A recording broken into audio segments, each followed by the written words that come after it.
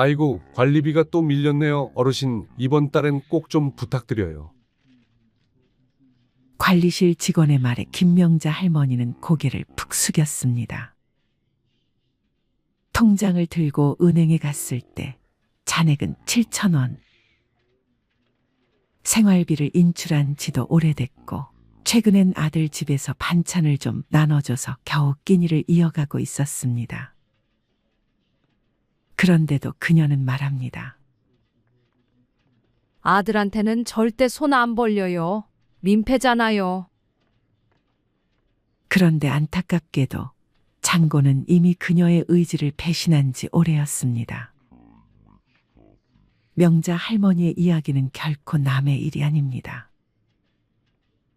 70이 넘도록 죽어라 일만 하며 살아왔는데 통장엔 늘 10만 원도 남지 않았다는 중장년층의 고백.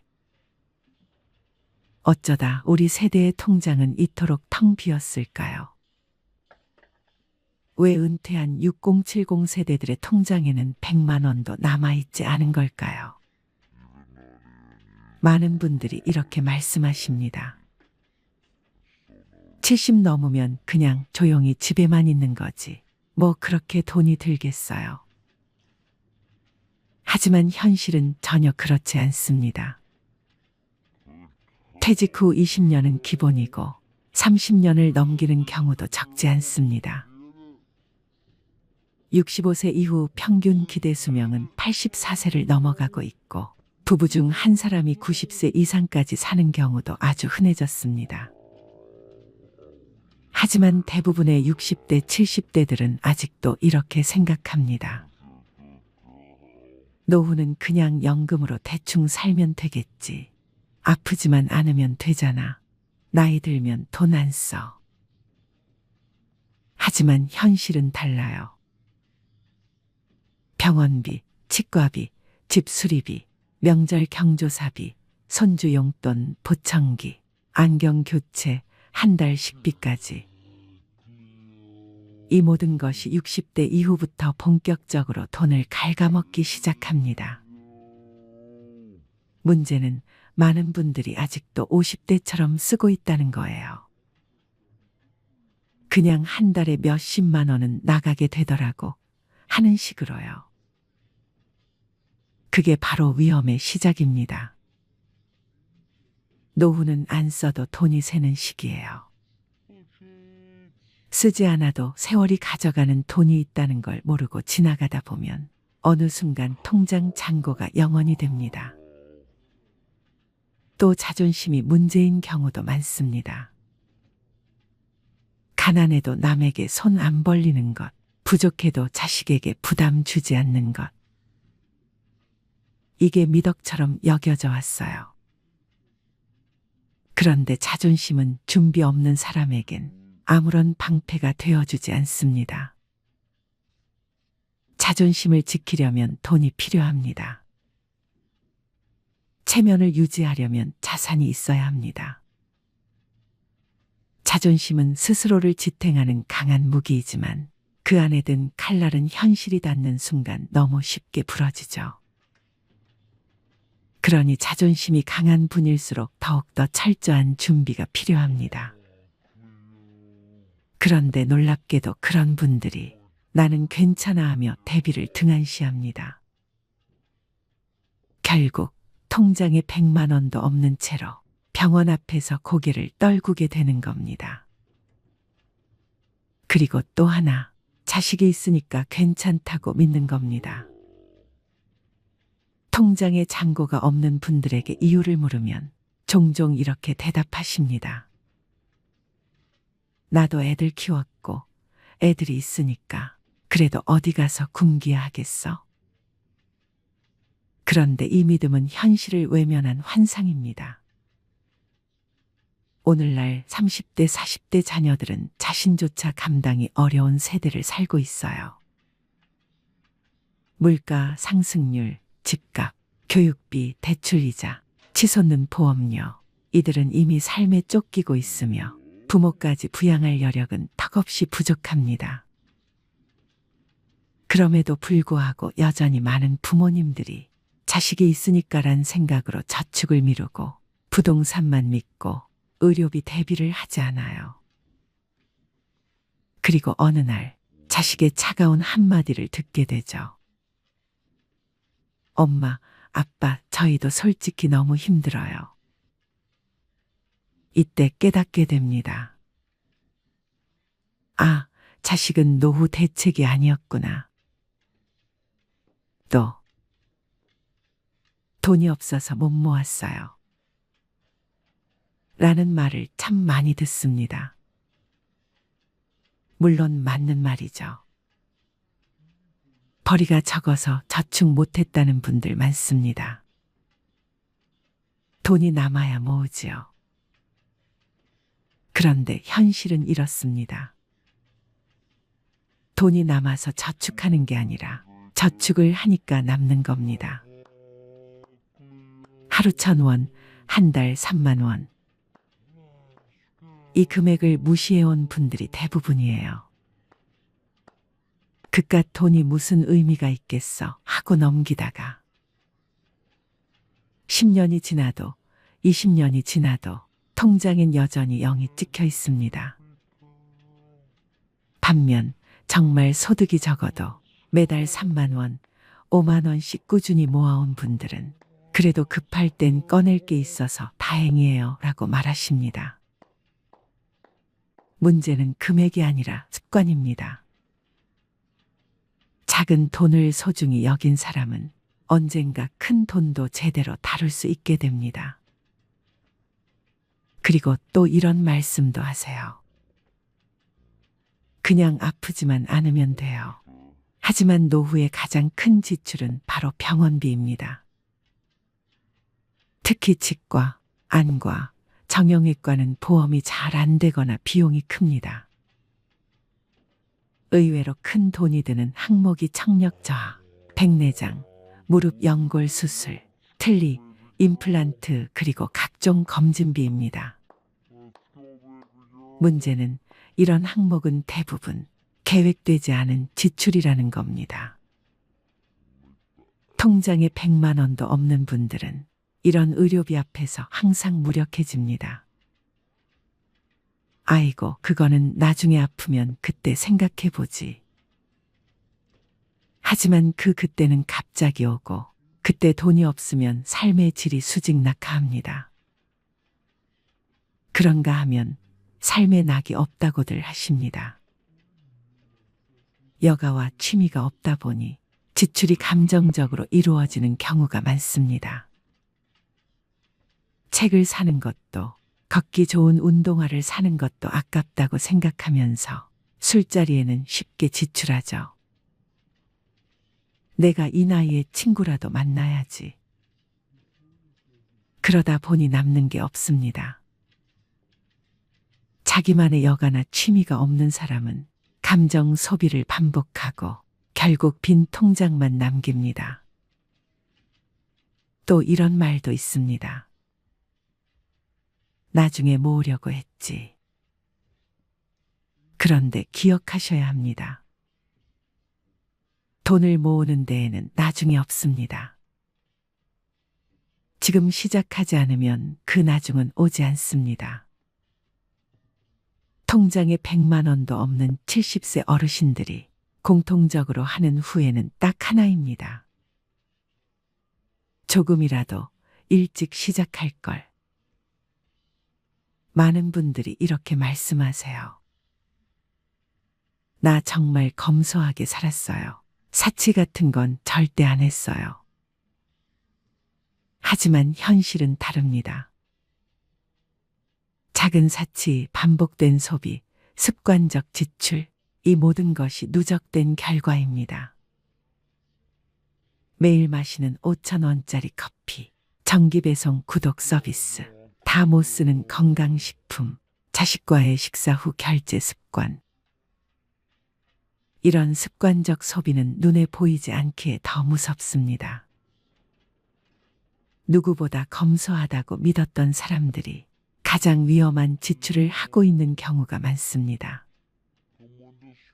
돈보다 사람을 믿는다고요. 멋진 말입니다. 그런데 실천이 불가능합니다.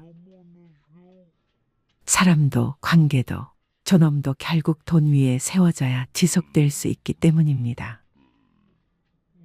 돈이 없으면 선택지가 줄어들고 자존감이 흔들리며 좋은 것을 알아도 실천하지 못하게 됩니다. 그리고 마지막으로 이런 체념이 가장 무섭습니다. 이 나이에 뭘 하고 희망을 아예 꺼버리는 거요.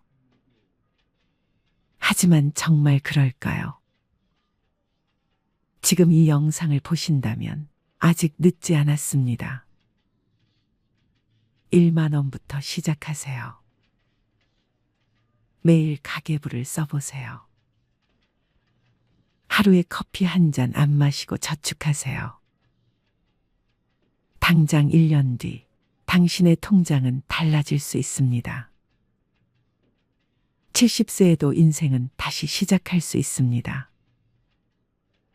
통장 잔고가 0원이어도 오늘부터 진짜로 변화하고자 하는 의지가 있다면 그 인생은 마이너스에서 플러스로 향할 수 있습니다.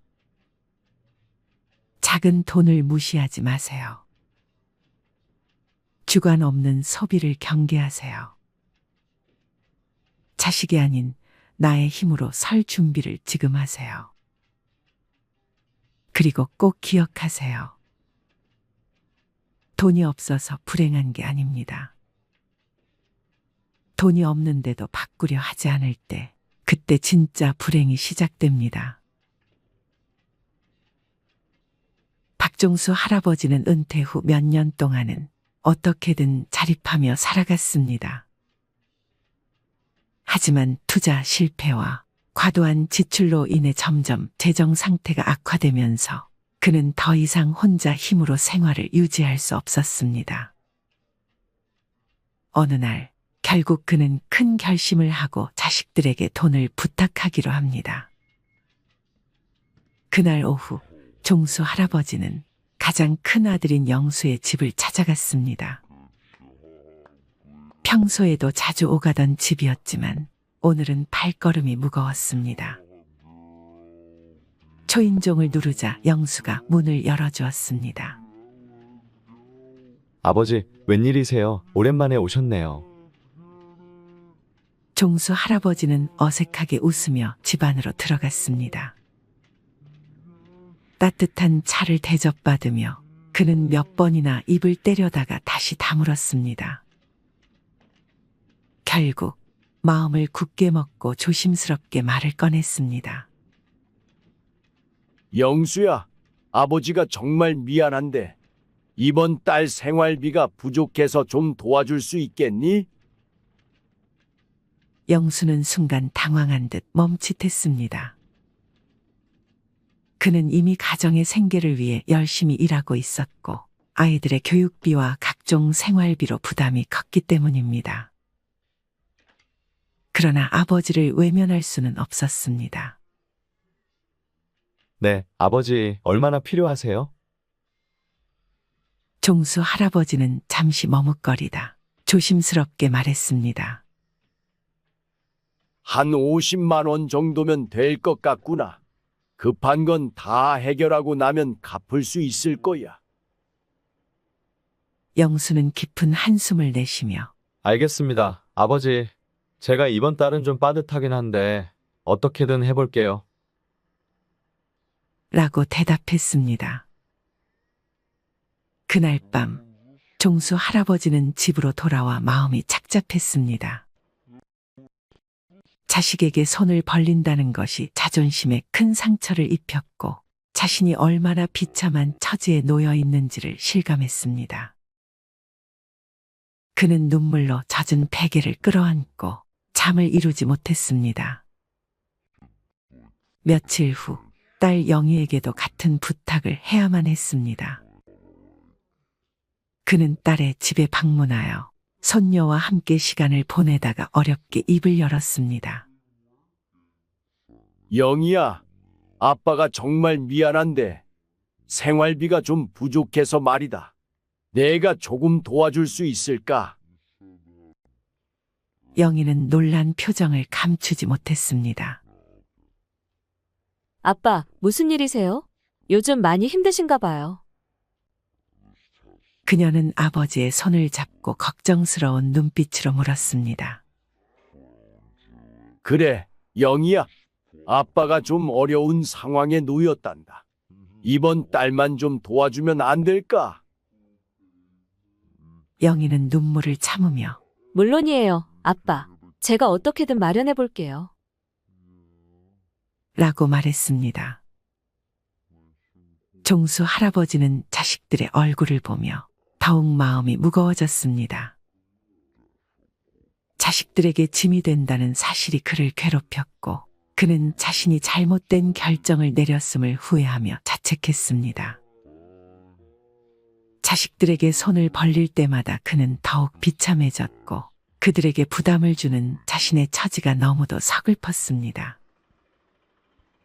이렇게 박종수 할아버지는 말년에 자식들에게 돈을 부탁하며 비참한 나날을 보냈고 자식들은 그런 아버지 때문에 힘들어했습니다.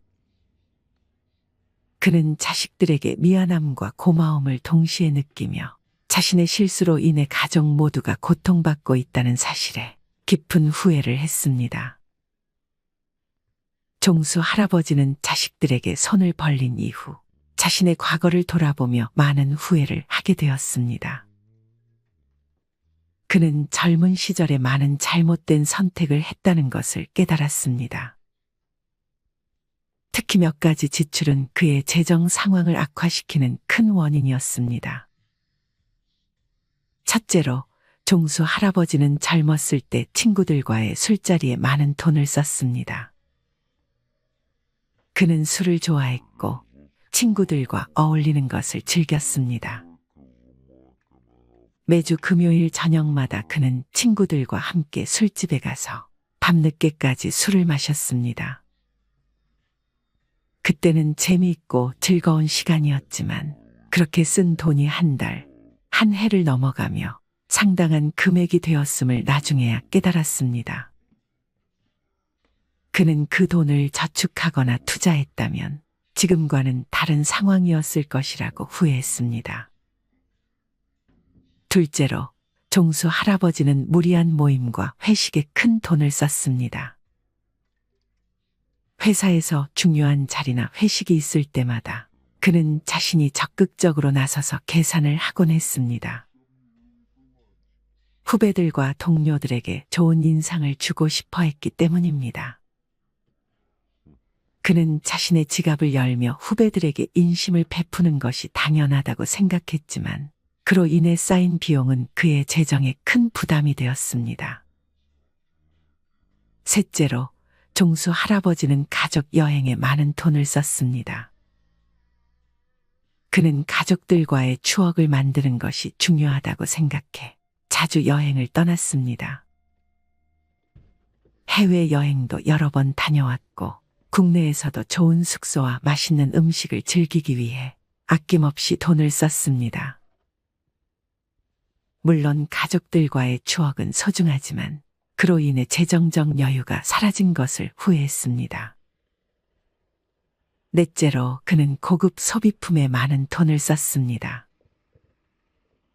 명품 가방, 고급 시계, 최신 전자기기 등을 사면서 그는 일시적인 만족감을 느꼈지만 나중에 그것들이 자신의 삶에 얼마나 큰 영향을 미쳤는지 깨닫게 되었습니다.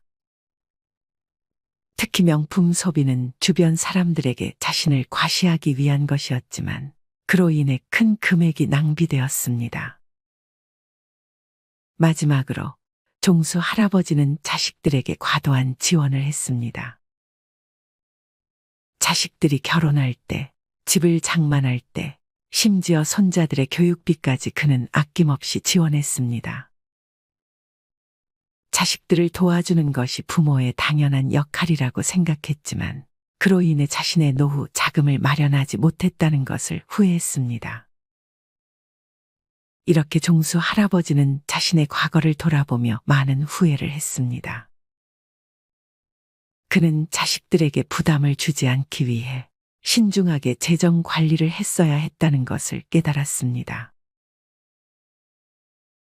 나이 들수록 돈은 줄고 소비는 줄여야 한다는 말. 머리로는 알면서도 정작 카드 명세서를 보면 한숨부터 나오는 분들이 많습니다. 나는 그렇게까지 안 썼는데, 별거 안 했는데 왜 이렇게 빠져나갔지?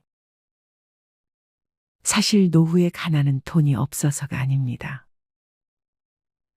무의식 중에 반복하고 있는 소비 패턴이 당신의 노후를 잠식하고 있는 겁니다. 특히 오늘 이야기할 9가지 소비는 6070세대, 즉 소비를 줄여야 할 시기에 오히려 집착하고 있는 지출 항목들입니다. 당신의 삶에도 이 9가지가 들어와 있다면 지금부터라도 정리가 필요합니다.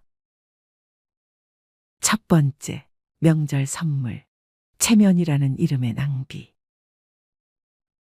나이 들수록 체면을 지켜야 한다는 생각이 강해집니다. 명절이 되면 아무도 시키지 않아도 비싼 한우 세트, 과일 상자, 건강식품을 고릅니다. 그래도 어른인데 이 정도는 해야지. 며느리 친정에도 뭔가 보내야지. 하지만 체면은 지갑에서 나갑니다. 그리고 그 체면을 지킬수록 약값을 미루고 전기요금을 걱정하는 현실이 찾아옵니다. 체면은 빚내서 유지할 게 아닙니다. 체면은 내 형편에 맞게 절제하는 어른에게서 납니다. 진짜 품위는 덜 써도 존중받는 사람이 될 때 생깁니다. 두 번째, 여행, 탈출인가, 회복인가. 이 나이에 언제 또 가보겠어. 이 말 한마디에 항공권을 결제하고 내 인생인데 한 번쯤은 하며 여행 패키지를 끊습니다. 하지만 여행은 갔다 오면 끝입니다. 추억은 남을지 몰라도 카드값은 더 오래 남습니다. 게다가 여행은 습관이 되면 중독됩니다. 또 가야겠다. 안 가면 허전해. 문제는 여행이 회복이 아닌 회피가 되는 순간부터 노후는 무너지기 시작한다는 점입니다. 지속 가능한 삶은 감정이 가라앉은 상태에서 가도 되는 타이밍에 가는 여행이어야 합니다. 세 번째, 옷. 과거의 멋이 현재의 짐이 될 때. 나도 이 정도는 입어야지. 할머니라고 아무 옷이나 입나. 나이 들어도 멋지고 싶은 마음 당연합니다. 하지만 옷장이 가득 차 있고 입는 옷은 늘 똑같은데도 또 다시 신상을 고르고 있다면 그건 멋이 아니라 불안을 지우기 위한 소비일 수 있습니다. 노년의 멋은 비싼 옷이 아니라 단정함에서 시작됩니다.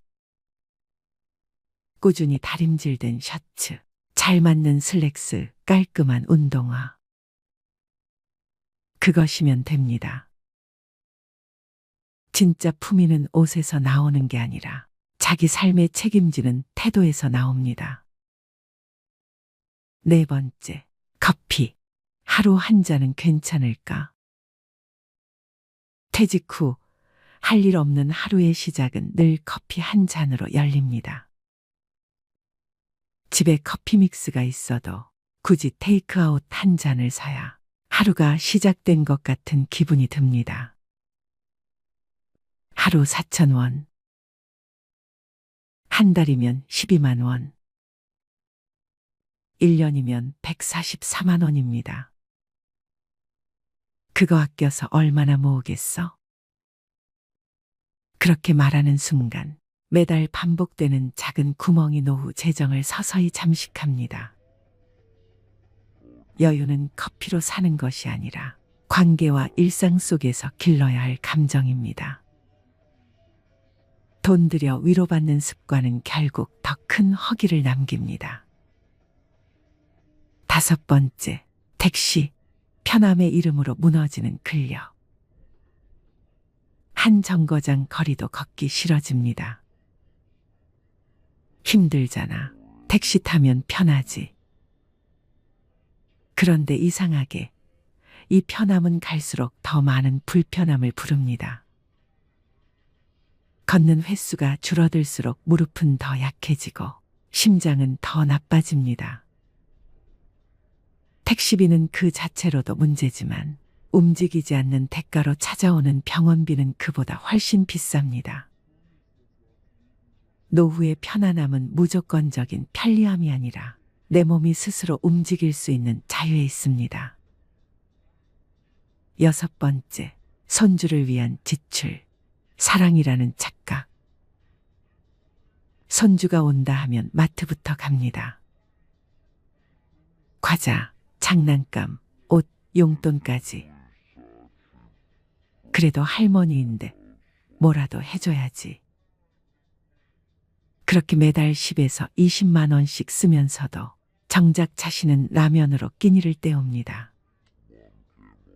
그런데 손주는 과자나 돈보단 할머니가 해준 이야기와 밥을 더 오래 기억합니다.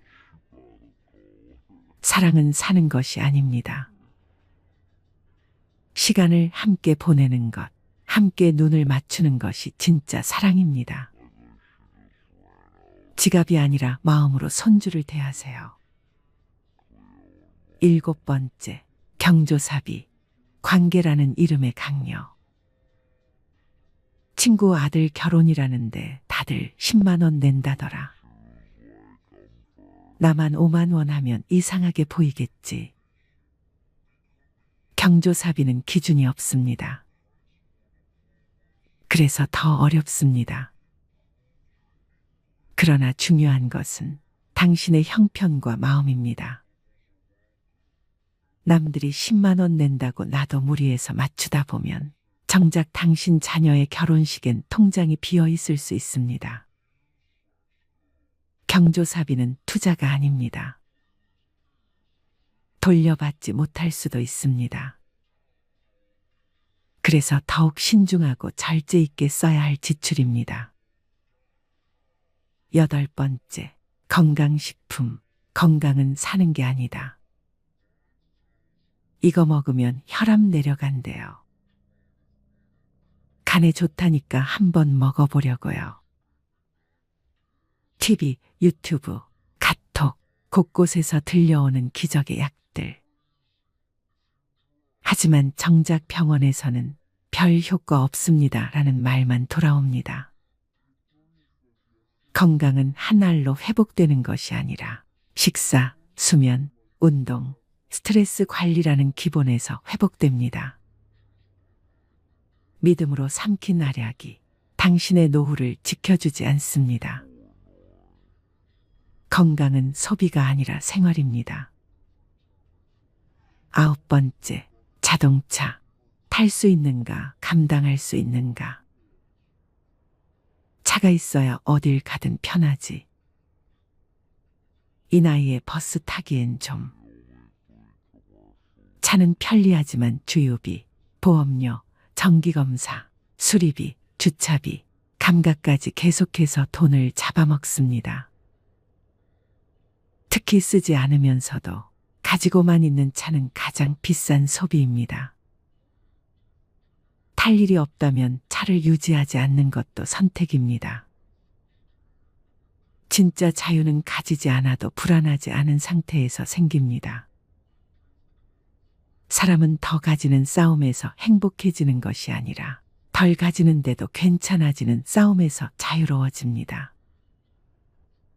누군가는 말합니다. 나이 들면 소박하게 살아야 한다. 하지만 진짜 소박함은 절제가 생활이 된 사람에게서 나옵니다. 아리스토텔레스는 이렇게 말했습니다. 훌륭한 삶이란 많은 것을 소유한 사람이 아니라 적게 필요로 하는 사람에게 주어진다. 당신의 소비 습관은 지금 당신이 어떤 사람인지 말해주는 거울입니다. 그 거울을 마주하고 불필요한 것들을 하나씩 덜어낼 때 비로소 당신의 삶은 가난에서 벗어나기 시작합니다. 더 벌 수 없다면 덜 쓰는 것이 지혜입니다. 덜 쓰는 삶이 결국 더 오래, 더 평온하게 당신을 지켜줄 것입니다. 마지막으로 좋은 글 하나 소개해 드리겠습니다. 이 글을 들으면서 여러분들이 살아온 인생을 한번 돌아보시길 바랍니다. 이젠 나 스스로를 사랑해야 한다. 우리는 이 세상에 올 때 혼자였다. 갈 때도 동반자가 있을 리가 없다. 사람으로 사는 것은 필경 외로운 일일 것이다. 고독을 즐기다가 새로운 인생을 만난 사람도 있고 오랜 동행의 종지부를 찍은 사람도 있다. 내 삶의 가치는 결코 타인에 의해, 타인이 만들어 놓은 상황에 의해 매겨지는 것이 아니다.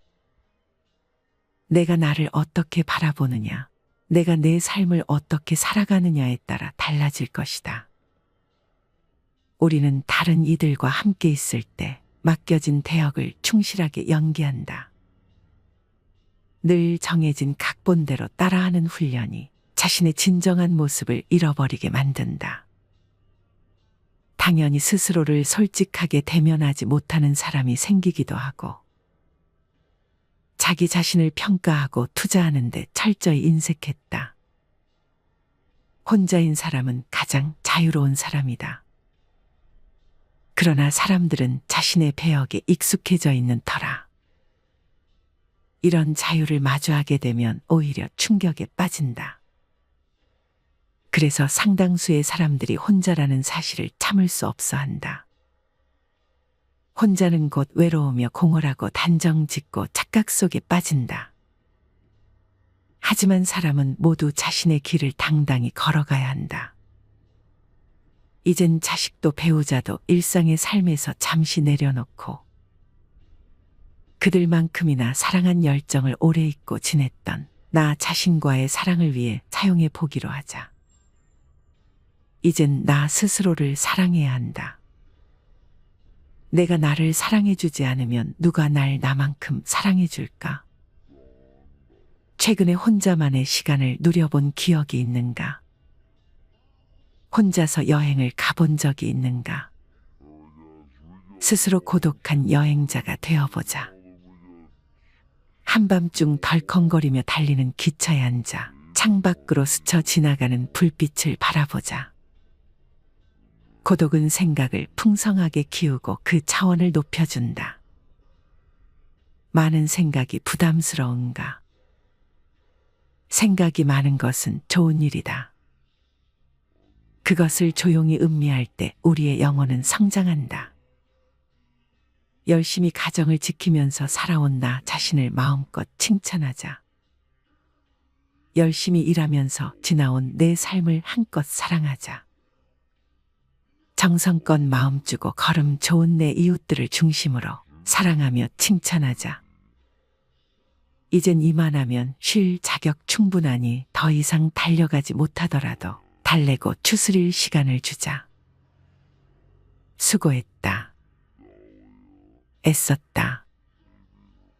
육신이 너덜너덜해질 만큼 약해진 나 자신에게 위로와 칭찬과 용기를 보내주자. 욕심부리고 때를 쓰고 푼 나 자신조차 따스하게 보듬으며 이해해주자. 잠시 거울 속에 내 얼굴을 정면으로 쳐다보자. 노화를 느낀 언젠가부터 자세히 보기 싫어진 내 얼굴이지만 오늘은 거울 속에 내 얼굴을 정면으로 뚫어져라 바라보자.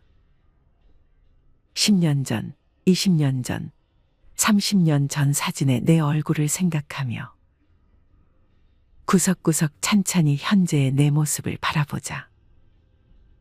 저렇게 늙어가는구나.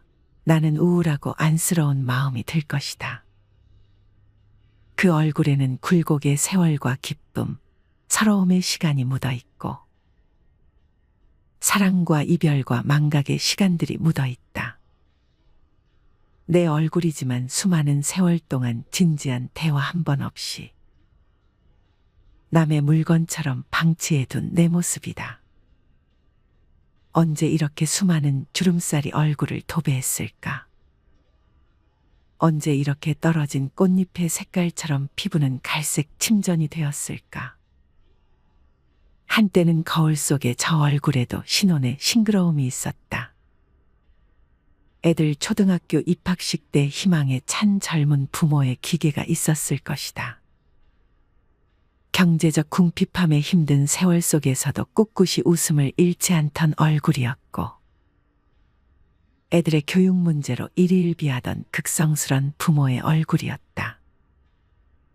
갑자기 먼 길 떠나는 부모님과의 영원한 이별을 회한의 눈물로 보내드린 얼굴이었고, 지금은 당시 부모님의 얼굴로 쓸쓸히 거울 속에 있다. 낯설게 변해버린 굳은 무표정의 얼굴에게 이젠 진정으로 좋은 표정을 선물해주자. 지난 세월 근심과 걱정 속에서 찌들어간 내 얼굴에게 앞으로는 웃음과 희망을 전해주고 더 이상 주름살은 남겨주지 않도록 노력하자. 열심히 살아온 내 얼굴에게 그동안 너무 고마웠다고 말해주자. 수십 년을 동고동락해준 내 얼굴에게, 지구상에 오직 하나뿐인 내 얼굴에게 남은 시간은 우리들만을 위해 바치겠노라고 약속하자. 생각은 말이 되고 말은 행동이 되며, 행동은 습관이 되고 습관은 삶의 변화를 준다. 어떤 생각을 하느냐에 따라 인생이 달라진다. 내가 나를 사랑하지 않으면 남들 또한 나를 사랑해주지 않을 것이다.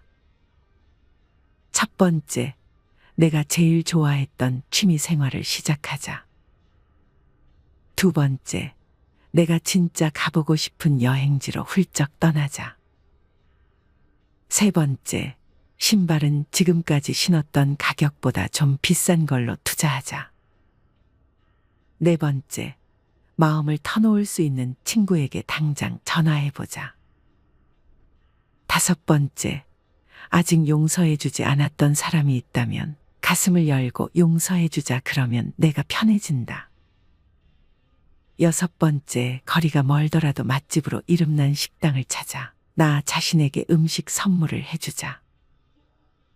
일곱 번째, 매일 아침 눈을 뜨는 순간 나는 사랑받기 위해 태어난 사람이고 지금 이 순간이 가장 행복한 사람이라고 외치자. 이 글을 읽은 모든 사람이 과거에 어떻게 살았던, 지금 당장부터 행복했으면 한다. 거울 속의 낯선 나를 이젠 진정 사랑하는 대상으로 친하게 지내며 먼 훗날 영원한 안식 여행을 떠날 때 너와 나 우리는 행복한 삶을 살았다고 말할 수 있었으면 얼마나 좋을까. 내가 먼저 내 얼굴을 사랑해라고 말하고 바로 행동을 했으면 합니다. 나를 없인 여기지 말고 위대하고 또 위대한, 소중하고 귀한 사람이 당신임을 잊지 말고 살았으면 합니다. 나는 지구상 하나뿐인 내 얼굴을 사랑합니다. 왜냐하면 한평생 희노애락을 같이 경험하며 살아온 얼굴이니까요.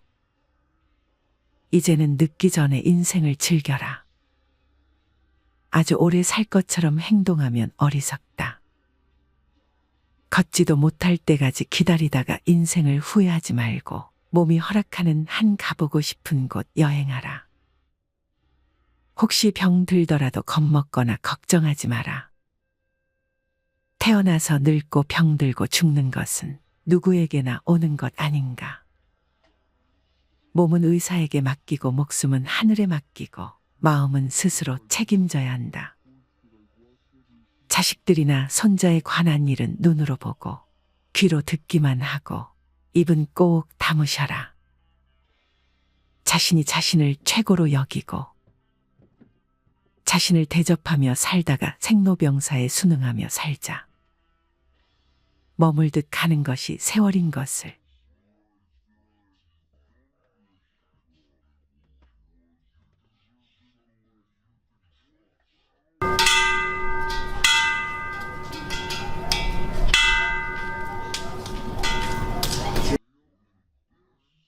정우 씨는 올해로 67, 은퇴한 지는 벌써 10년이 넘었습니다. 처음 은퇴했을 때만 해도 세상이 텅 빈 것 같았죠. 매일 아침 정해진 시간에 눈을 뜨고 양복을 입고 지하철을 타던 삶이 하루아침에 사라졌으니까요. 집에 앉아 있으면 아내의 발자국 소리와 시계 초침 소리만 크게 들렸습니다. 그때 구원처럼 다가온 게 동창 모임이었습니다. 매달 한 번씩 만나 술잔을 기울이며 옛날 이야기, 건강 이야기, 아이들 이야기를 하다 보면 그날만큼은 웃음이 끊이지 않았습니다. 그 시절엔 모임 날만 되면 며칠 전부터 설렜습니다. 아내는 당신 또 친구 만나러 나가 하며 말했습니다. 그때 정우 씨는 모임이 삶의 활력소라고 말하곤 했습니다. 하지만 시간이 흐르면서 모임은 조금씩 달라졌습니다. 처음엔 다들 비슷한 형편이었는데 몇 년이 지나자 서로의 삶의 격차가 눈에 보이기 시작했습니다. 어떤 친구는 자녀 덕분에 해외여행만 다니고, 어떤 친구는 여전히 손주 봐주느라 허리가 휘고, 어떤 친구는 투자에 성공해 퇴직금으로 아파트 2채를 사서 월세 받으며 산다고 자랑했습니다. 처음에는 그 얘기들이 그저 남의 이야기처럼 들렸지만 반복되다 보니 묘한 기분이 들기 시작했습니다. 나만 뒤처진 건가 하는 생각이 불쑥불쑥 들었죠. 그리고 언젠가부터 모임 회비가 슬금슬금 올라갔습니다. 야, 요즘 여기 말고 다른 데 가자. 여기 음식 너무 평범해. 그래, 우리도 좀 좋은 데 가야지. 몸 생각해서 소고기 먹자. 모임 한 번에 7만 원, 8만 원.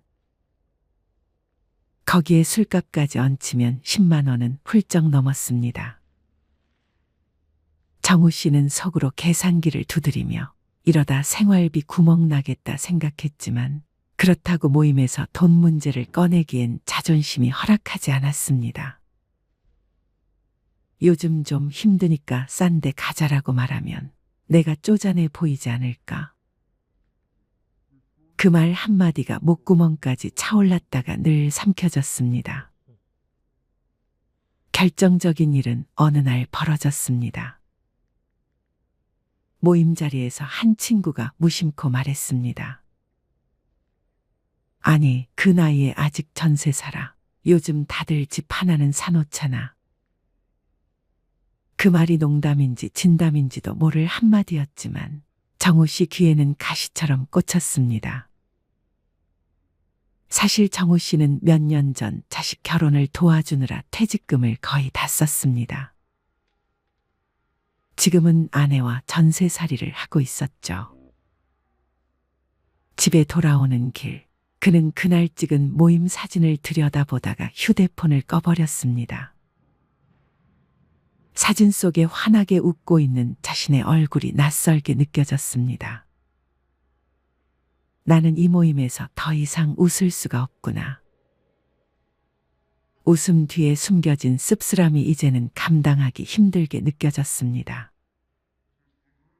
몇 주 뒤 단톡방에 모임 공지가 올라왔습니다. 이번 달은 강남에 새로 생긴 한우 오마카세 갑시다. 1인 15만 원. 정우 씨는 휴대폰을 한참 들여다보다가 단톡방 상단에 나가기 버튼을 눌렀습니다. 마지막으로 남긴 메시지는 단 한 줄. 여기까지가 제 몫인 것 같습니다. 보내기를 누르고 나니 휴대폰 화면이 텅 비어 보였습니다. 이상하게도 후련하면서도 눈가가 뜨거워졌습니다. 그날 밤 그는 아내에게 조심스럽게 말했습니다. 나 모임 그만하기로 했어. 아내는 잠시 그를 바라보다가 조용히 고개를 끄덕였습니다. 잘했어. 당신 힘들어하는 거 나도 알고 있었어. 사실 요즘 이런 사람들이 많습니다. 모임을 끊는 이유는 단순히 사람이 싫어서가 아닙니다. 그보다도 이제는 내 시간을 더 소중하게 생각하게 되기 때문입니다. 경제적 부담도 큽니다. 모임 한 번에 10만 원씩 쓰다 보면 한 달 용돈의 절반이 날아갑니다. 건강 문제도 있습니다. 밤늦게까지 술자리를 이어가기엔 체력이 예전 같지 않습니다. 그리고 관계 스트레스. 나이 들수록 비교와 자랑, 뒷담화가 오가는 자리는 마음이 편치 않습니다.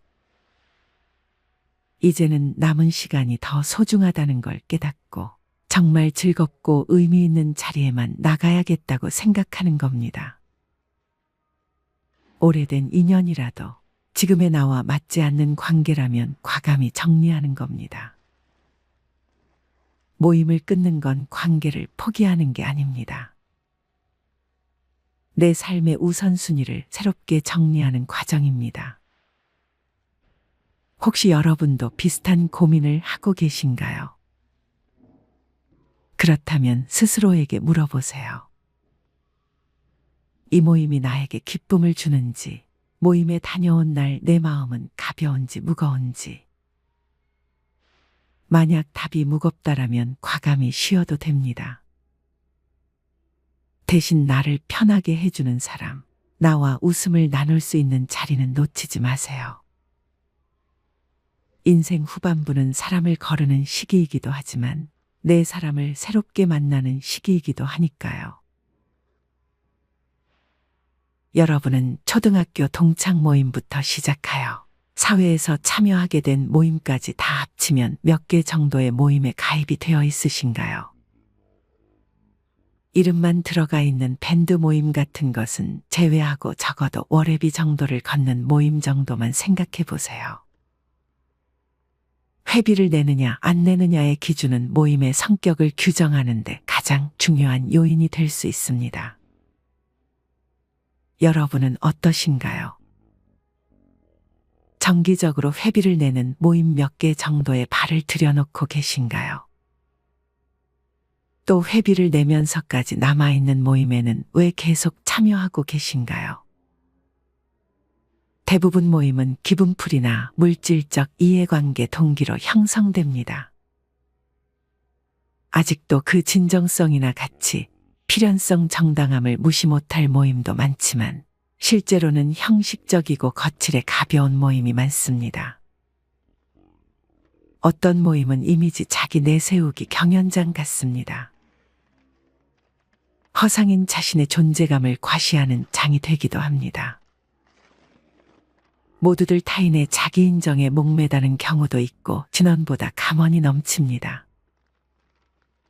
오늘은 나이 들수록 피해야 하는 모임과 건강하고 행복한 노년을 위해 필요한 모임에 대해 알려드리도록 하겠습니다.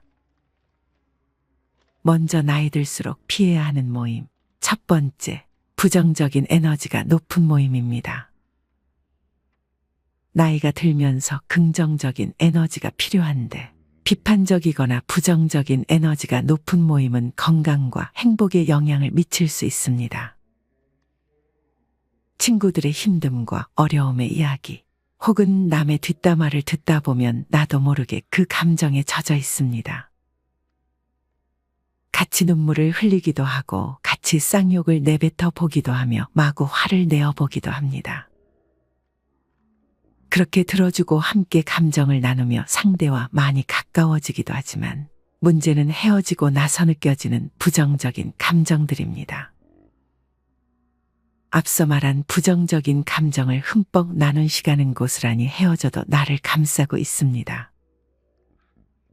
보이지 않는 보호막처럼 머리끝부터 발끝까지 감정들이 신체에 묻어 있음을 알게 됩니다. 모임에 다녀와서 부정적인 느낌이 자주 든다고 느껴지시면 그 모임은 피하시는 게 좋습니다. 이런 모임보다는 긍정적이고 지지해주는 환경에서 삶을 즐기는 것이 중요합니다. 부정적 에너지가 높은 모임은 피하는 것이 현명합니다. 두 번째는 자랑만 하는 모입니다. 얼마 전 아는 지인을 만났습니다. 대기업 임원을 지내셨던 분으로 최근 속상했던 경험으로 동창회 얘기를 하셨습니다. 아들이 미국의 유명한 대학에 입학하게 되어 겸사겸사 다녀왔다는 한 친구의 이야기를 또 다른 친구가 한쪽에서 가슴 치고 들었다며 속상했다는 것입니다. 투병 중인 아들 때문일 거라 하시면서 언제부터인가 본인도 자식 자랑, 돈 자랑이 많은 자리는 꺼려진다고 하셨습니다. 이 나이쯤 되면 가슴 아픈 일들을 한두 가지쯤 안고 사는 게 일반적인데 별로 말하고 싶지 않은 내용들까지 억지로 들춰지는 상황을 불편해 하셨습니다. 직장인이 퇴직할 즈음의 아이는 대학 진학을 하거나 취업할 나이가 됩니다. 누군가의 자녀는 명문대에 입학하고 번듯한 직장에 들어가겠지만 반대로 누군가의 자녀는 원하는 대학에 낙방하거나 출근할 회사가 없을 수 있습니다. 마음처럼 되지 않는 게 자식 농사인데도 다른 이의 자랑을 들으면 모든 게 내 탓인 듯하여 스스로 책망하게 됩니다. 또한 노후 준비가 충분치 않은 퇴직자는 경제적 고민도 부담일 수밖에 없습니다. 당장 생활비 마련이 시급한데 마땅한 일자리를 구하기도 쉽지 않아 두 번째 세상살이는 더 힘겹습니다. 여기에 연로하신 부모님과 병에 걸린 가족까지 책임져야 하는 상황이라면 앞날이 막막하기만 합니다. 이번 동창회를 다녀온 후 깨달은 점이 있다고 합니다. 퇴직자일수록 서로를 더 배려해야 한다는 점입니다. 퇴직의 아픔은 같은 퇴직자가 아니면 가까운 가족조차 가늠하기 어렵습니다. 그래서 퇴직자들은 더더욱 나를 드러내기에 앞서 타인을 이해하고 존중하는 태도를 가져야 합니다. 나의 말 한마디가 다른 사람에게 빗으로 꽂히고 내 행동 하나가 상처가 될 수 있기 때문입니다. 무슨 말을 해야 할지 모르겠다면 그저 조용히 지켜보거나 찬찬히 들어주기만 해도 좋을 것 같습니다. 경우에 따라서는 과도한 관심도 버거울 때가 있습니다. 수십 년간 몸담았던 회사에서 떠밀려 나오는 심경을 누가 알까요? 혹여 퇴직자 자신의 헛헛함을 자식 자랑이나 돈 자랑으로 채우려 한다면 이는 상대에게 상처만 줄 뿐입니다. 결코 나와 다르지 않을 동료의 심정도 헤아려 보세요. 세 번째는 서로 시기 질투하는 모임입니다. 이연복 셰프가 한 TV 프로그램에서 자신의 친구 관계에 대해 이야기한 적이 있습니다. 이 셰프에게는 30년 가까이 만나온 친구 모임이 있었습니다. 이 셰프가 유명해지고 난 후 친구 모임에서 이 차를 갔을 때 이 차는 누가 돈을 내냐? 라는 말이 나왔습니다.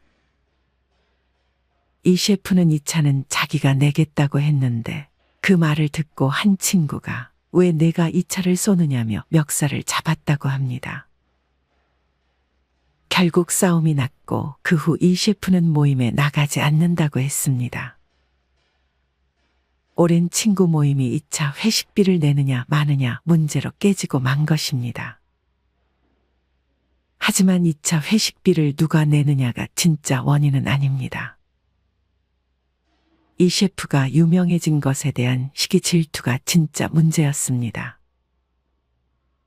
친구 모임에서 왜 내가 돈을 다 내느냐고 따지는 건 그 사람에게 시기나 질투, 콤플렉스가 있다는 방증입니다. 회식비를 반낸다 해도 문제고 다 낸다 해도 문제입니다. 그럼 n분의 1로 나눠내면 문제가 없을까? 그것도 아닙니다. 성공의 돈도 벌었는데 친구들에게 한턱을 내지 않는 쫀쫀하고 야박하며 베풀 줄 모르는 이기적인 친구가 돼버립니다. 이런 사람들은 욕을 피할 수 있는 방법이 없습니다. 뭘 해도 비난받습니다. 그래서 결국 성공한 사람은 모임에 더는 나가지 않게 됩니다. 모임에 나가지 않는다고 욕을 안 먹는 건 아닙니다. 성공하기 전에는 모임에 나갔는데 성공한 다음부터 나가지 않으면 옛날에는 안 그랬는데 이제는 변했어 라며 비난받습니다. 결국 뭘 해도 욕을 먹습니다. 모든 친구가 다 이렇게 시기 질투의 감정으로 성공한 사람, 돈을 많이 번 사람을 비난하는 건 아닙니다. 시기 질투의 감정으로 말을 내뱉는 이는 소수입니다. 하지만 10명 중 1명 정도는 그럽니다. 비록 1명이지만 그 1명이 모임에서 이런 말을 하면 그 다음부터는 모임에 나가기가 두렵습니다. 그런 친구가 1명이라도 있으면 그 모임에 더는 나갈 수가 없습니다. 소위 성공한 후 모임에 나가지 못하는 사람이 이 셰프만은 아닙니다. 정말 많은 사람이 사회적으로 명성과 부를 얻은 후 과거 인연이 끊기고 맙니다. 밥값을 누가 내느냐, 얼마나 내느냐의 문제로 인간관계가 꼬인다는 건 참 우스운 일입니다. 그런데 친구 관계, 지인과 관계에서는 이게 참 중요합니다. 만나서 이야기만 하고 헤어지면 웬만한 경우가 아닌 한 사이가 틀어질 일이 없습니다. 하지만 만나서 이야기하다 보면 필연적으로 차값, 밥값, 술값 등을 지출해야 합니다. 이걸 어떻게 누가 부담하느냐에 따라 친구 관계가 영향을 받습니다. 어쨌든 이런 문제로 성공한 사람, 돈을 번 사람은 자신의 옛 모습을 잘 아는 친구들, 즉 자기가 잘 나가기 전, 성공하기 전부터 알고 지낸 친구들 모임에 나가기가 힘듭니다. 업무와 관계없이 순수한 인간관계를 이어나갈 수 있는 좋은 모임이라 해도 소위 성공했다는 사람은 나가기가 어렵습니다. 성공한 후 사람이 변해서 모임에 나가지 않는 게 아닙니다. 모임에서 상처를 받아 다음부터는 안 나가게 된다는 게 좀 더 정확한 답입니다. 이렇게 나이 들수록 피해야 하는 모임에 대해 알아봤습니다. 모임을 아예 나가지 말라는 게 아닙니다. 어떤 모임이든 장단점을 가지고 있습니다.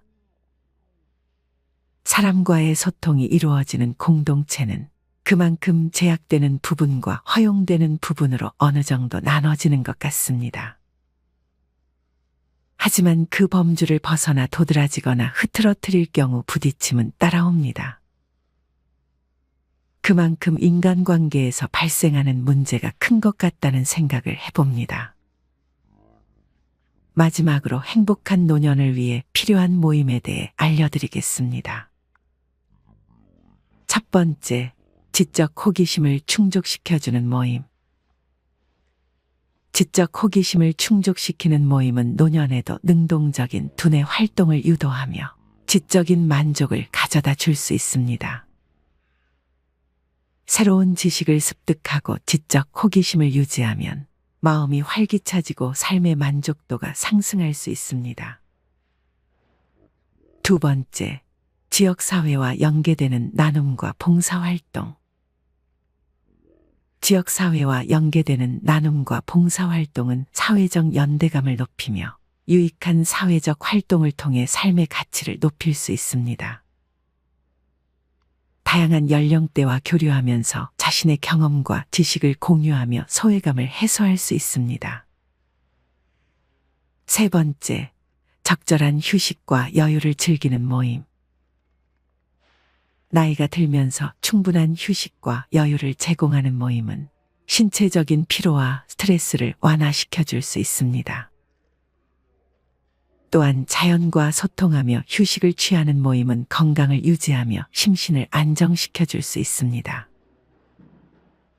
이렇게 나이가 들수록 에너지 소비 대비 혜택이 높은 모임, 건강에 이로운 활동 등을 통해 건강과 행복을 유지하고 향상시킬 수 있습니다. 스트레스 받는 모임보다는 자기 케어를 중시하며 긍정적인 활동을 통해 노년을 더욱 풍요롭게 만들어 나가세요.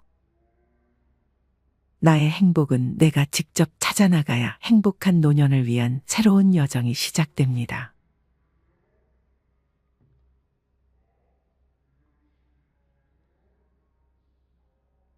여러분은 초등학교 동창 모임부터 시작하여 사회에서 참여하게 된 모임까지 다 합치면 몇 개 정도의 모임에 가입이 되어 있으신가요? 이름만 들어가 있는 밴드 모임 같은 것은 제외하고 적어도 월회비 정도를 걷는 모임 정도만 생각해 보세요. 회비를 내느냐 안 내느냐의 기준은 모임의 성격을 규정하는데 가장 중요한 요인이 될 수 있습니다. 여러분은 어떠신가요? 정기적으로 회비를 내는 모임 몇 개 정도에 발을 들여놓고 계신가요? 또 회비를 내면서까지 남아있는 모임에는 왜 계속 참여하고 계신가요? 대부분 모임은 기분풀이나 물질적 이해관계 동기로 형성됩니다. 아직도 그 진정성이나 가치, 필연성 정당함을 무시 못할 모임도 많지만 실제로는 형식적이고 거칠에 가벼운 모임이 많습니다. 어떤 모임은 이미지 자기 내세우기 경연장 같습니다. 허상인 자신의 존재감을 과시하는 장이 되기도 합니다. 모두들 타인의 자기 인정에 목매다는 경우도 있고 진원보다 감언이 넘칩니다. 오늘은 나이 들수록 피해야 하는 모임과 건강하고 행복한 노년을 위해 필요한 모임에 대해 알려드리도록 하겠습니다. 먼저 나이 들수록 피해야 하는 모임. 첫 번째, 부정적인 에너지가 높은 모임입니다. 나이가 들면서 긍정적인 에너지가 필요한데 비판적이거나 부정적인 에너지가 높은 모임은 건강과 행복에 영향을 미칠 수 있습니다. 친구들의 힘듦과 어려움의 이야기, 혹은 남의 뒷담화를 듣다 보면 나도 모르게 그 감정에 젖어 있습니다. 같이 눈물을 흘리기도 하고 같이 쌍욕을 내뱉어 보기도 하며 마구 화를 내어 보기도 합니다. 그렇게 들어주고 함께 감정을 나누며 상대와 많이 가까워지기도 하지만 문제는 헤어지고 나서 느껴지는 부정적인 감정들입니다. 앞서 말한 부정적인 감정을 흠뻑 나눈 시간은 고스란히 헤어져도 나를 감싸고 있습니다. 보이지 않는 보호막처럼 머리끝부터 발끝까지 감정들이 신체에 묻어 있음을 알게 됩니다. 모임에 다녀와서 부정적인 느낌이 자주 든다고 느껴지시면 그 모임은 피하시는 게 좋습니다. 이런 모임보다는 긍정적이고 지지해주는 환경에서 삶을 즐기는 것이 중요합니다. 부정적 에너지가 높은 모임은 피하는 것이 현명합니다. 두 번째는 자랑만 하는 모임입니다. 얼마 전 아는 지인을 만났습니다. 대기업 임원을 지내셨던 분으로 최근 속상했던 경험으로 동창회 얘기를 하셨습니다. 아들이 미국의 유명한 대학에 입학하게 되어 겸사겸사 다녀왔다는 한 친구의 이야기를 또 다른 친구가 한쪽에서 가슴 치고 들었다며 속상했다는 것입니다. 투병 중인 아들 때문일 거라 하시면서 언제부터인가 본인도 자식 자랑, 돈 자랑이 많은 자리는 꺼려진다고 하셨습니다. 이 나이쯤 되면 가슴 아픈 일들을 한두 가지쯤 안고 사는 게 일반적인데 별로 말하고 싶지 않은 내용들까지 억지로 들춰지는 상황을 불편해하셨습니다. 직장인이 퇴직할 즈음의 아이는 대학 진학을 하거나 취업할 나이가 됩니다. 누군가의 자녀는 명문대에 입학하고 번듯한 직장에 들어가겠지만 반대로 누군가의 자녀는 원하는 대학에 낙방하거나 출근할 회사가 없을 수 있습니다. 마음처럼 되지 않는 게 자식 농사인데도 다른 이의 자랑을 들으면 모든 게 내 탓인 듯하여 스스로 책망하게 됩니다.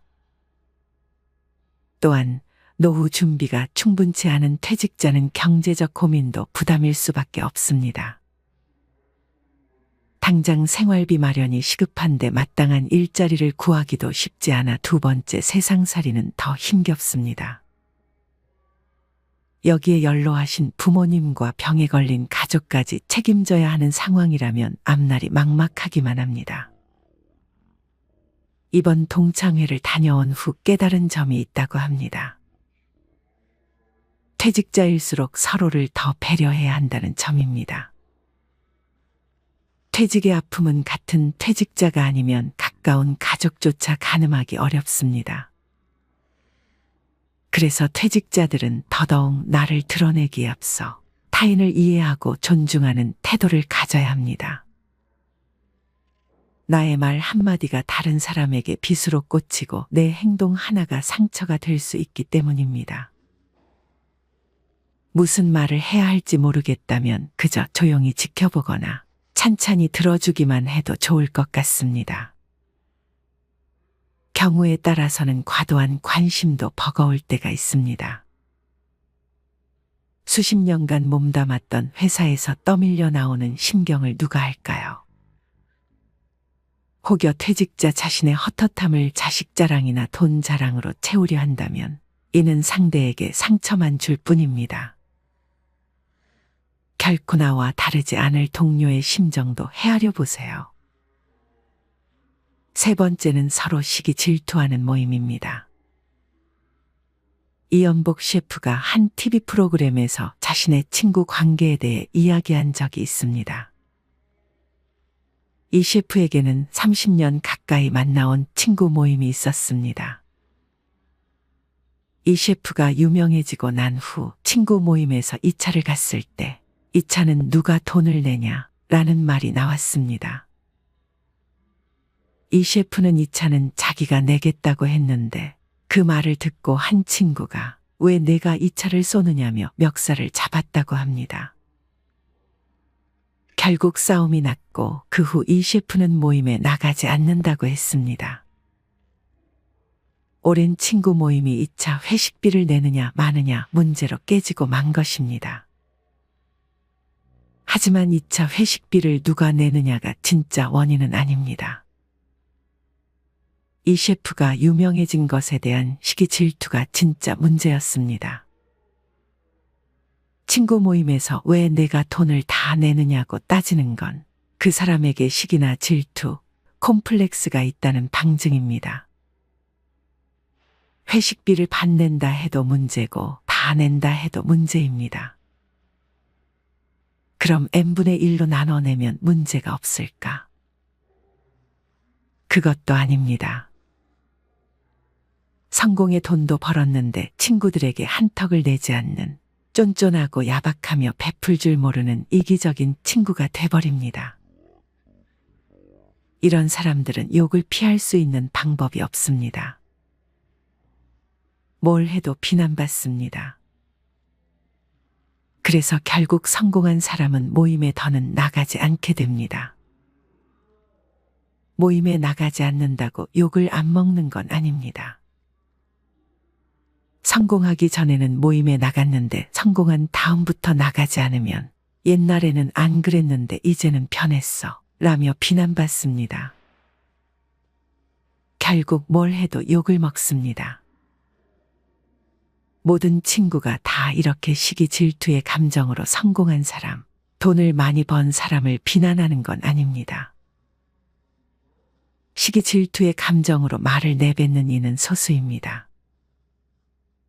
하지만 10명 중 1명 정도는 그럽니다.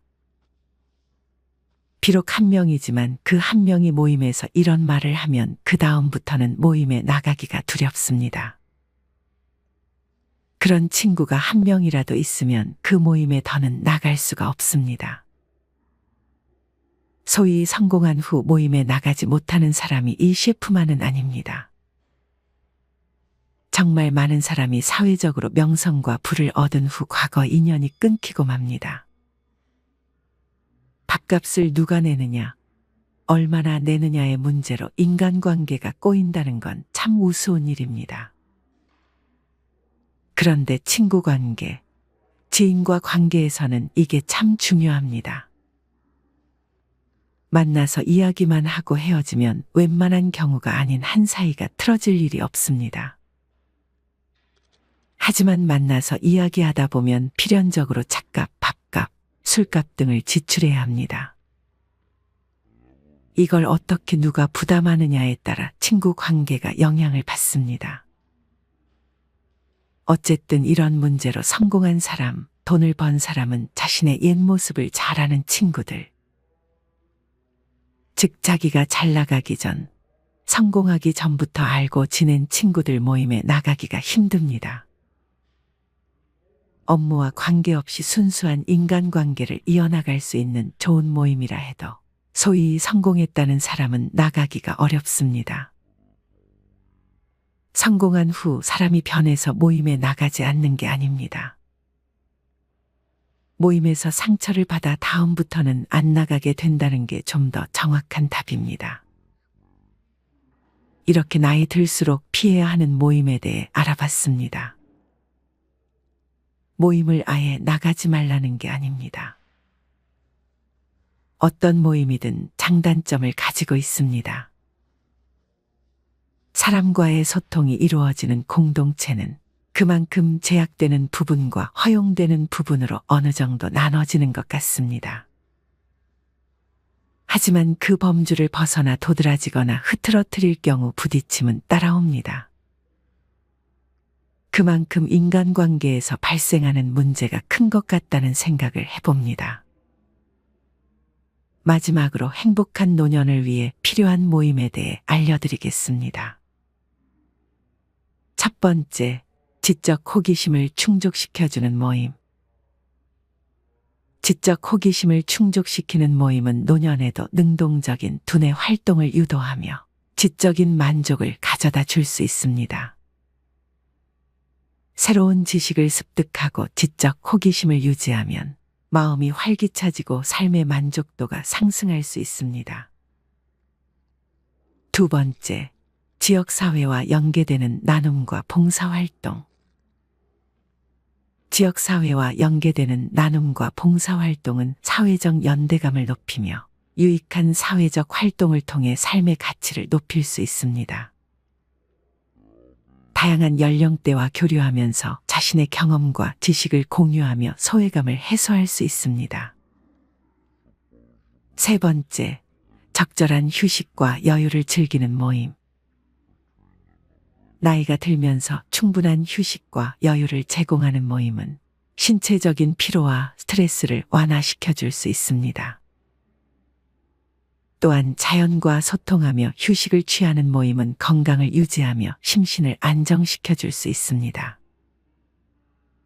이렇게 나이가 들수록 에너지 소비 대비 혜택이 높은 모임, 건강에 이로운 활동 등을 통해 건강과 행복을 유지하고 향상시킬 수 있습니다.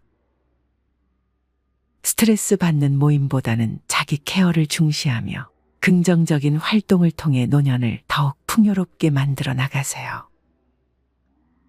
나의 행복은 내가 직접 찾아나가야 행복한 노년을 위한 새로운 여정이 시작됩니다.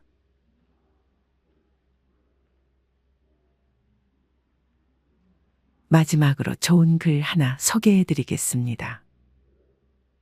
이 글을 들으면서 여러분들이 살아온 인생을 한번 돌아보시길 바랍니다. 이젠 나 스스로를 사랑해야 한다. 우리는 이 세상에 올 때 혼자였다. 갈 때도 동반자가 있을 리가 없다. 사람으로 사는 것은 필경 외로운 일일 것이다. 고독을 즐기다가 새로운 인생을 만난 사람도 있고 오랜 동행의 종지부를 찍은 사람도 있다. 내 삶의 가치는 결코 타인에 의해, 타인이 만들어 놓은 상황에 의해 매겨지는 것이 아니다. 내가 나를 어떻게 바라보느냐, 내가 내 삶을 어떻게 살아가느냐에 따라 달라질 것이다. 우리는 다른 이들과 함께 있을 때 맡겨진 대역을 충실하게 연기한다. 늘 정해진 각본대로 따라하는 훈련이 자신의 진정한 모습을 잃어버리게 만든다. 당연히 스스로를 솔직하게 대면하지 못하는 사람이 생기기도 하고, 자기 자신을 평가하고 투자하는데 철저히 인색했다. 혼자인 사람은 가장 자유로운 사람이다. 그러나 사람들은 자신의 배역에 익숙해져 있는 터라. 이런 자유를 마주하게 되면 오히려 충격에 빠진다. 그래서 상당수의 사람들이 혼자라는 사실을 참을 수 없어 한다. 혼자는 곧 외로우며 공허하고 단정짓고 착각 속에 빠진다. 하지만 사람은 모두 자신의 길을 당당히 걸어가야 한다. 이젠 자식도 배우자도 일상의 삶에서 잠시 내려놓고 그들만큼이나 사랑한 열정을 오래 잊고 지냈던 나 자신과의 사랑을 위해 사용해 보기로 하자. 이젠 나 스스로를 사랑해야 한다. 내가 나를 사랑해주지 않으면 누가 날 나만큼 사랑해줄까? 최근에 혼자만의 시간을 누려본 기억이 있는가? 혼자서 여행을 가본 적이 있는가? 스스로 고독한 여행자가 되어보자. 한밤중 덜컹거리며 달리는 기차에 앉아 창밖으로 스쳐 지나가는 불빛을 바라보자. 고독은 생각을 풍성하게 키우고 그 차원을 높여준다. 많은 생각이 부담스러운가? 생각이 많은 것은 좋은 일이다. 그것을 조용히 음미할 때 우리의 영혼은 성장한다. 열심히 가정을 지키면서 살아온 나 자신을 마음껏 칭찬하자. 열심히 일하면서 지나온 내 삶을 한껏 사랑하자. 정성껏 마음 주고 걸음 좋은 내 이웃들을 중심으로 사랑하며 칭찬하자. 이젠 이만하면 쉴 자격 충분하니 더 이상 달려가지 못하더라도 달래고 추스릴 시간을 주자. 수고했다. 애썼다. 육신이 너덜너덜해질 만큼 약해진 나 자신에게 위로와 칭찬과 용기를 보내주자. 욕심부리고 때를 쓰고 푼 나 자신조차 따스하게 보듬으며 이해해주자. 잠시 거울 속에 내 얼굴을 정면으로 쳐다보자. 노화를 느낀 언젠가부터 자세히 보기 싫어진 내 얼굴이지만 오늘은 거울 속에 내 얼굴을 정면으로 뚫어져라 바라보자. 10년 전, 20년 전, 30년 전 사진의 내 얼굴을 생각하며 구석구석 찬찬히 현재의 내 모습을 바라보자. 저렇게 늙어가는구나. 나는 우울하고 안쓰러운 마음이 들 것이다. 그 얼굴에는 굴곡의 세월과 기쁨, 서러움의 시간이 묻어 있고 사랑과 이별과 망각의 시간들이 묻어 있다. 내 얼굴이지만 수많은 세월 동안 진지한 대화 한 번 없이 남의 물건처럼 방치해둔 내 모습이다. 언제 이렇게 수많은 주름살이 얼굴을 도배했을까? 언제 이렇게 떨어진 꽃잎의 색깔처럼 피부는 갈색 침전이 되었을까? 한때는 거울 속에 저 얼굴에도 신혼의 싱그러움이 있었다. 애들 초등학교 입학식 때 희망에 찬 젊은 부모의 기계가 있었을 것이다. 경제적 궁핍함에 힘든 세월 속에서도 꿋꿋이 웃음을 잃지 않던 얼굴이었고 애들의 교육 문제로 일희일비하던 극성스런 부모의 얼굴이었다. 갑자기 먼 길 떠나는 부모님과의 영원한 이별을 회한의 눈물로 보내드린 얼굴이었고 지금은 당시 부모님의 얼굴로 쓸쓸히 거울 속에 있다. 낯설게 변해버린 굳은 무표정의 얼굴에게 이젠 진정으로 좋은 표정을 선물해주자. 지난 세월 근심과 걱정 속에서 찌들어간 내 얼굴에게 앞으로는 웃음과 희망을 전해주고 더 이상 주름살은 남겨주지 않도록 노력하자. 열심히 살아온 내 얼굴에게 그동안 너무 고마웠다고 말해주자. 수십 년을 동고동락해준 내 얼굴에게 지구상에 오직 하나뿐인 내 얼굴에게 남은 시간은 우리들만을 위해 바치겠노라고 약속하자. 생각은 말이 되고 말은 행동이 되며 행동은 습관이 되고 습관은 삶의 변화를 준다. 어떤 생각을 하느냐에 따라 인생이 달라진다. 내가 나를 사랑하지 않으면 남들 또한 나를 사랑해주지 않을 것이다. 첫 번째, 내가 제일 좋아했던 취미 생활을 시작하자.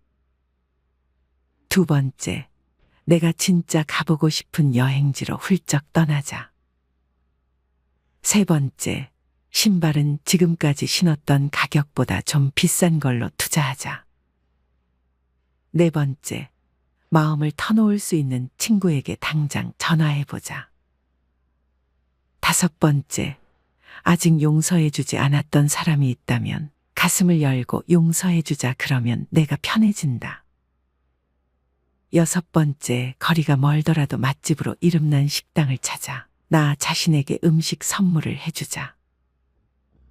일곱 번째, 매일 아침 눈을 뜨는 순간 나는 사랑받기 위해 태어난 사람이고 지금 이 순간이 가장 행복한 사람이라고 외치자. 이 글을 읽은 모든 사람이 과거에 어떻게 살았던 지금 당장부터 행복했으면 한다. 거울 속의 낯선 나를 이젠 진정 사랑하는 대상으로 친하게 지내며 먼 훗날 영원한 안식 여행을 떠날 때 너와 나 우리는 행복한 삶을 살았다고 말할 수 있었으면 얼마나 좋을까. 내가 먼저 내 얼굴을 사랑해라고 말하고 바로 행동을 했으면 합니다. 나를 없인 여기지 말고 위대하고 또 위대한 소중하고 귀한 사람이 당신임을 잊지 말고 살았으면 합니다. 나는 지구상 하나뿐인 내 얼굴을 사랑합니다.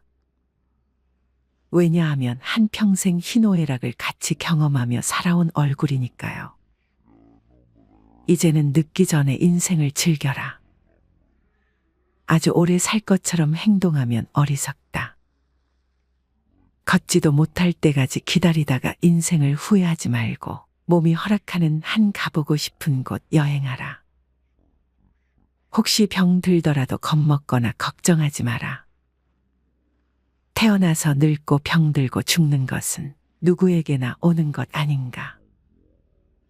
몸은 의사에게 맡기고 목숨은 하늘에 맡기고 마음은 스스로 책임져야 한다. 자식들이나 손자에 관한 일은 눈으로 보고 귀로 듣기만 하고 입은 꼭 다무셔라. 자신이 자신을 최고로 여기고 자신을 대접하며 살다가 생로병사에 순응하며 살자. 머물듯 가는 것이 세월인 것을